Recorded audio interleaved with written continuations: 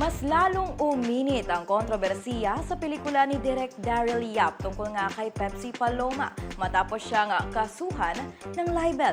Narito ang umaabanteng chika ni Jason Gusilata. Kinasuhan na ng libel in relation to the Cybercrime Prevention Act of 2012 ang kontrobersyal na direktor na si Daryl Yap kaugnay sa kanyang pelikulang tungkol kay Pepsi Paloma.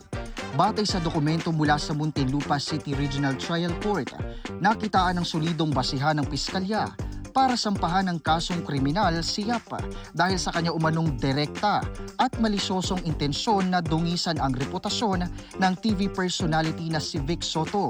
Ito ay matapos na i-post ni Yap sa social media ang teaser ng nabanggit na pelikula kung saan sinabi umano ng karakter ni Pepsi na minanyak siya ni Soto.